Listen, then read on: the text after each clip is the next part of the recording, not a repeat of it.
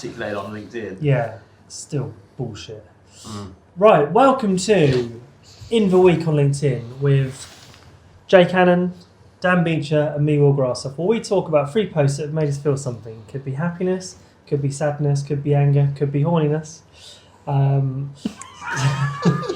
hasn't been horniness yet, has it? Well, not what I told you anyway. So before we get into this week's submissions, honourable mention, Danny B? Oh, we're not going to talk about those characters. Please, put them in the bin. I'm done already. And stop saying you're jumping on a bandwagon by doing it, okay? They're not cool, they're not funny, they're not clever, they're shit. Okay? They really are. They're fucking shit. Yeah. Right, post number 1, we're going to start off with Jake and Anne this week, cousin of Paul. Every week. Jake, what was the post you submitted? See, it wasn't even the post. I mean, the post was just whatever, like a whatever post. It's just a comment by Will Aitken. Really, really made me laugh, just out of nowhere. So the post was, as you can see on the screen, right? Yeah, superimposed here. Superimposed right here, Yeah. or here, was basically saying how attractive people do better in sales, and if you're attractive, you should be in sales. And the comment just made me laugh. Just a complete silly put down from a great sales trainer. Local boy as well he is, or he was before he moved up to Canada. Treachery. Just made me laugh a lot. Very funny comment that was. Very funny comment. I think comments are an underrated thing on LinkedIn as well. I think a lot of people, always thinking about what posts they can put out, what content they can put out. But I think, this is one of the things, like Mitch has always showed, just commenting on stuff and being visible that way is a really good way to show yourself on LinkedIn. It doesn't always have to be funny. Obviously, you can write insightful stuff as well, but we prefer funny. Do you know who my favourite commenter on LinkedIn is? Go on. Josh Harrison. Oh, He's got to be up he there. had a really funny one the other day, and I can't remember it now, and it's annoying. So many. Just go through his comments. It's fucking amazing. There's an honourable mention to Sean Green, he's funny, and Jack McManus as well. Yeah. I see a lot of funny stuff because they have commented funny things on Yeah, them. 100%. Yeah. Yeah, that's actually a really good point. That you see so much of other people's stuff by people like them putting funny comments on them. So I love that. Yeah. Super. I'm a bit worried that you might be exposing your bollocks. Yes, I was thinking similar. I have underwear on, it's fine. Oh yeah, which you can see as well. The underwear is tight enough. Disgusting. Is that a bit staying in? Moving on. Do you agree that attractive people do better in sales? Is that why you went internal? I just looked in the mirror one day and I just went, I've got to be an internal recruiter. You hit middle age, you go into I think I was 21. He hasn't got that. I mean, always, like, there is, there are studies and things that show that there is some bias, isn't there? You're always slightly more likely to react well to somebody that you find attractive. Because you want to shag them? No, not even because of that. Just generally, people treat more attractive people better. There's a reason I mean, I never know.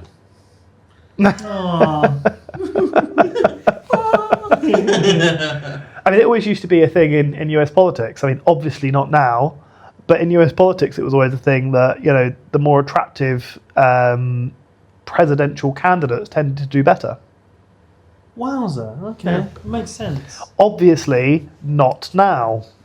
I don't know, Donald's got a certain je ne sais quoi about him. Not sure that's the right word, actually. What do you reckon, Danny Boyd? Like, advantageous in sales? I don't think so. I think if you're buying from someone because of their looks, then they've either got a very, very good product or you're a weird, creepy person that's buying. I don't think that people are necessarily buying off somebody because of their looks. I just think it's one of those marginal gains things that it just maybe gives you a 1%. Do you know what I mean? That's what makes Soboslai so much better than someone else because he's so good looking.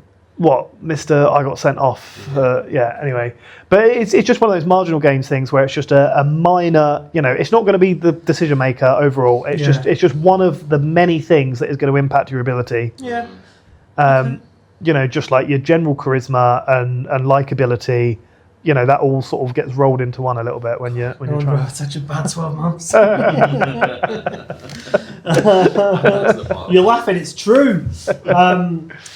Which leads us quite nicely on to the one I've submitted, which, as you'll see on the screen, is a really confusing picture.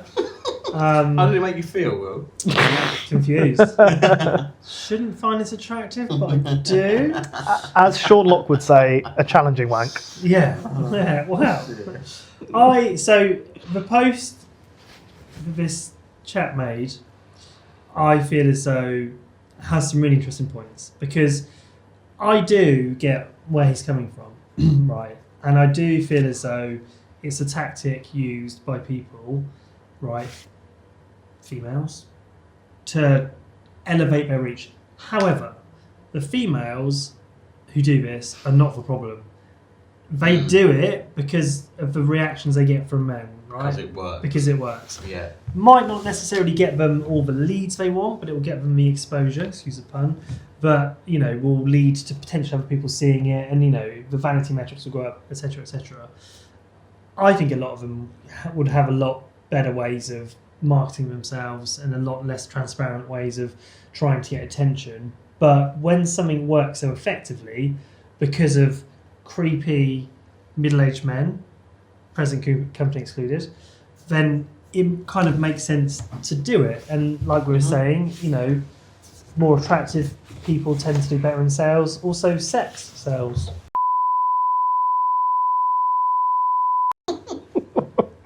I didn't pay right. Definitely gonna cut that out. Must remember that. You're Might be a few paying. bits to cut. Yeah. Hang on. Yeah. So I just think, from reading some of the comments, there's certainly some people who felt as though this was victim blaming potentially. But the whole gist was, you know, don't be surprised if you get seedy messages if you put pictures of your breasts out there, which I think in real life terms is like saying don't be surprised if you get sexually assaulted if you wear a short skirt, which is mental, right? Yeah. The problem is a bit victim with blaming, isn't it? seedy blokes, okay? But I do recognise the strategy, the effective strategy behind it. What was the comment? There was a comment you shared, Danny B, earlier, wasn't there, about on a LinkedIn post? Oh yeah, some person had put on there that some guy was in her DMs asking if she'd had implants because they wanted to know for their own personal reasons. You're like, mate, what reason could you want to know that? It's such Like, a mental thing It's to just ask. creepy. Like, It's ridiculous, isn't it? one, why are you doing it? Two, why are you doing it on LinkedIn? I mean, that's creepy on a dating app, let alone a networking app. Yeah. Creepy. If you've been dating someone for months, it was creepy. It's For my own personal reasons. Probably should know by that point. But no, you're right. It's like, I think the harassment and inappropriateness women get on not just LinkedIn but any form of social media is wild, and I see Yeah. it with my wife and my daughter. Like, some of the messages they get is like fucking what is mental. Like, really, really, like, That's scary with a daughter, yeah. I think. Like, your wife is one thing, but like, you know. She's 2 years old. She's not. 2 hours later. Oh yeah, don't look at mine. Let me know when it's safe to come back out. Right. Okay. Oh, Men with tits, no, the beard man with the boobs and that whole thing. What's your opinion on that post? I think he is saying stuff that a lot of people think but don't say. So fair play for being brave online.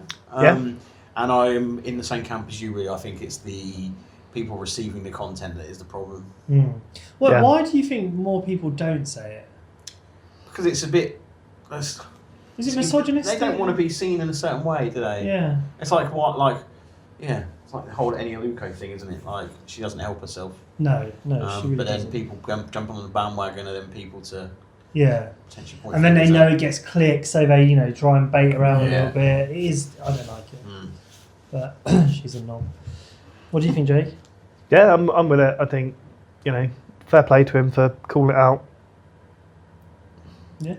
But I haven't really got anything else. Good insight. Haven't really got anything else to add there. His Like, Subway's coming. That's all he can think about. Jake, please. That's all is on his mind. I'm going to take my time, my sweet time. Yeah. Danny B, your final post. My one I saw this morning. I didn't think it was a great week on LinkedIn, to be honest, for content, but this one made me smile and remember like the times when I used to do the same thing this guy did. So he's a dirty Everton fan, but let's not hold that against him.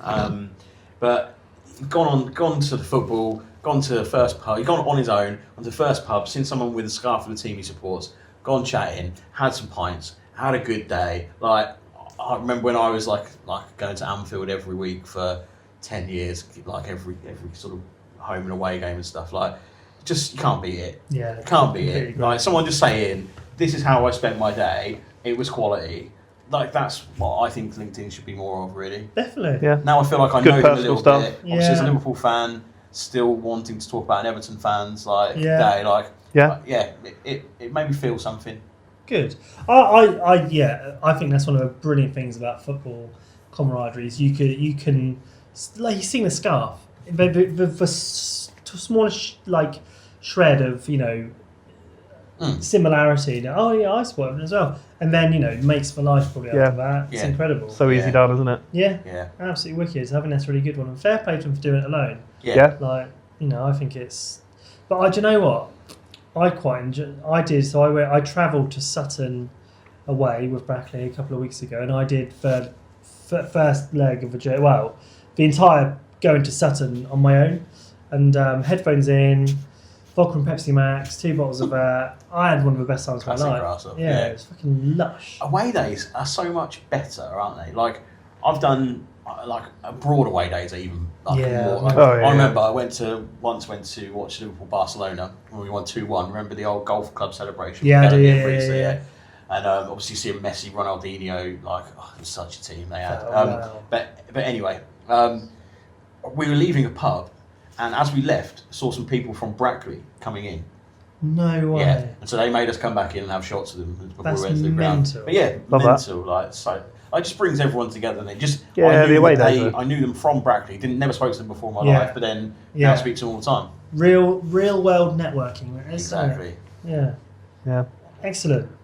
Thank you very much, everybody. Enjoy the episode. Feel free to submit your own submissions. Not that anyone has yet, but maybe one day. All the best. Bye bye. All the best.